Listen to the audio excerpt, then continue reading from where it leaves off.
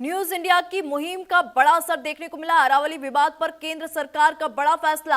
अरावली को बचाने के लिए सरकार का बड़ा आदेश। दिल्ली से गुजरात तक नई माइनिंग लीज पर रोक लगा दी गई है। अरावली में अब नए खनन की इजाजत नहीं होगी। संरक्षित क्षेत्र का भी विस्तार किया जाएगा। तो यहाँ पे न्यूज इंडिया की मुहिम का बड़ा असर जो है देखने को मिला। अरावली को बचाने के लिए यहाँ पे सरकार ने बड़ा फैसला लिया है। नए खनन की इजाजत अब अरावली पर्वत में नहीं होगी। संरक्षित जो क्षेत्र है जिसको संरक्षित किया गया है उसका भी विस्तार अब सरकार करेगी।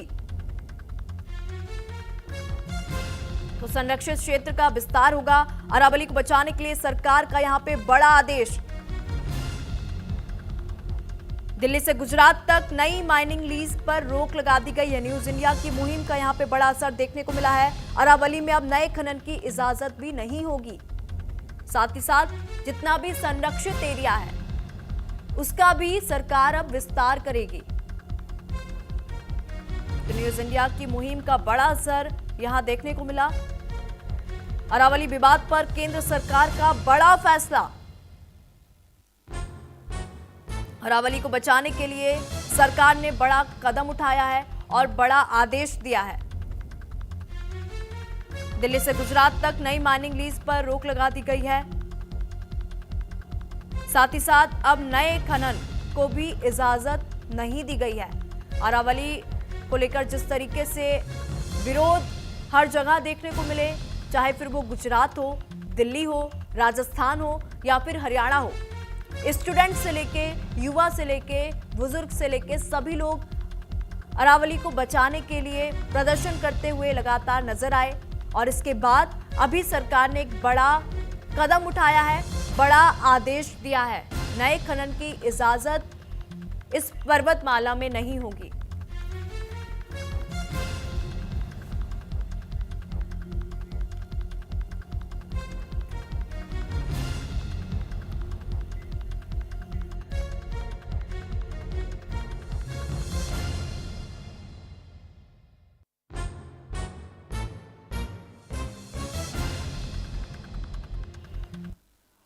तमाम जानकारी के साथ आंचल लगातार बनी हुई है। भुवनेश हमारे साथ जयपुर से जुड़ चुके हैं। भुवनेश, सबसे पहले मैं आपके पास आना चाहूंगी। भुवनेश, क्योंकि जिस तरीके से हम देख रहे थे अरावली विवाद के जो स्वर हैं हर जगह देखने को मिले। जयपुर में भी हमने देखा कि कई लोग मैदान पर उतरे और अरावली को बचाने के लिए लगातार प्रदर्शन करते हुए नजर आए और अभी सरकार ने एक बड़ा फैसला लिया है। जी निशा, बिल्कुल। देखिए, जिस तरीके से अरावली का विवाद जब शुरू हुआ था तो सबसे ज्यादा जो प्रदर्शन है वो राजस्थान में देखने को मिला था, क्योंकि अरावली का जो क्षेत्रफल है, अरावली 692 किलोमीटर में फैली हुई है और उसका एक बड़ा हिस्सा 80% हिस्सा यानी कि 550 किलोमीटर का जो हिस्सा है वो राजस्थान में आता है। और इसी को लेकर राजस्थान वासी इस आंदोलन को लेकर या अरावली के लिए जो फैसला सुनाया गया था इसके विरोध में राजस्थान की सड़कों पर उतरे थे।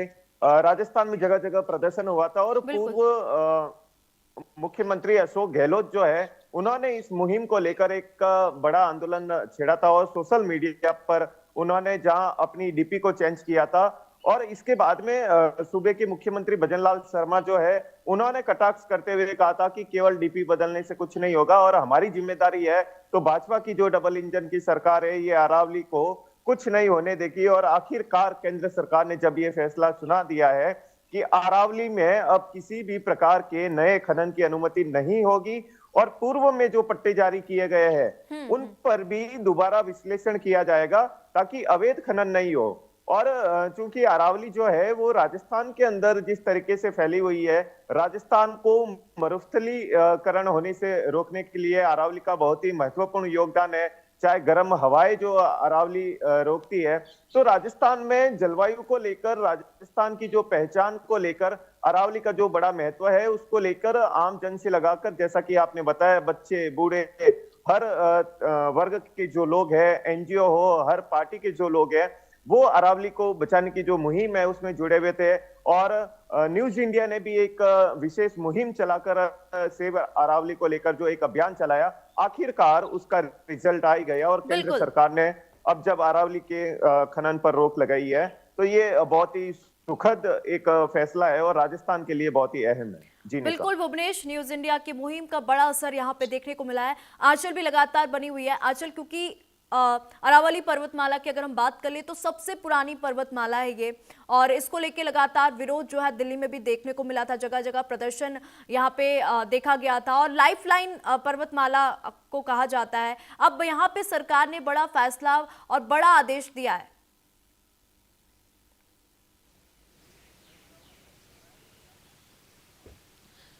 बिल्कुल, देखिए दिल्ली हो, राजस्थान हो या गुजरात हो, अरावली जो है खास करके अगर हम दिल्ली एनसीआर की बात करें, जो कि इस वक्त जो है पोल्यूशन की एक कह सकते हैं कि भट्टी बना हुआ है दिल्ली, और उसको भी उसकी हवा को साफ रखने में, स्वच्छ रखने में जो है अरावली की बहुत ही महत्वपूर्ण भूमिका रहती है। और जैसा कि न्यूज़ इंडिया की जो एक बड़ी मुहिम चल रही थी और लगातार न्यूज़ इंडिया इस बात को लेकर आवाज़ उठा रहा था कि अरावली पर्वतमाला जो है वो सुरक्षित रहे, संरक्षित रहे, उसको नुकसान ना हो। और देखिए कहीं ना कहीं देखिए उन लोगों के मुंह पर भी तमाचा है जो लोग अवैध खनन करते थे, भारी मोटा पैसा कमाने के लिए इस पर्वतमाला का इस्तेमाल करते थे। अब कोई भी नया जो है वो खनन नहीं होगा, इसको पूरी तरीके से संरक्षित किया गया है। और देखिए साथ ही ये भी सुनिश्चित किया गया है कि अरावली के अंदर देखिए जो कह सकते कि एक रेगिस्तान को उसका जो फैलाव होता है, खास करके अगर हम राजस्थान की बात करें, क्योंकि राजस्थान जो है रेतीली वहाँ पर ज़मीनें हैं, और खास करके जब रेगिस्तान का विस्तार होता है तो उसको कहीं ना कहीं रोकने के लिए, उसके फैलाव को बचाने के लिए अरावली की मुख्य भूमिका यहाँ पर रहती है। अगर हम जलवायु की बात करें तो एक किसी भी जलवायु को शुद्ध करने के लिए अगर जहाँ पर भी पहाड़ी क्षेत्र होता है, पहाड़ियों की बहुत मुख्य भूमिका उसमें नजर आती है। अगर हम भू स्तर की बात करें तो उसको भी बनाए रखने में इस पर्वतमाला का बहुत बड़ा योगदान दिखाई देता है। तो न्यूज़ इंडिया ने जो जिम्मेदारी अपने कंधों पर ली थी कि किसी भी तरीके से अरावली को संरक्षित करवाना है, और उसको लेकर देखिए नया कदम जो है, ये एक बड़ा फैसला यहाँ पर सरकार का देखने के लिए मिला है, जिसमें अरावली को जो है सुरक्षित किया गया है। कोई भी नया खनन नहीं होगा, और अगर कोई भी खनन करता हुआ पाया जाता है इसके बावजूद भी, तो उस पर देखिए कार्रवाई भी सुनिश्चित होगी। तो ये बड़ा असर न्यूज़ इंडिया की खबर का।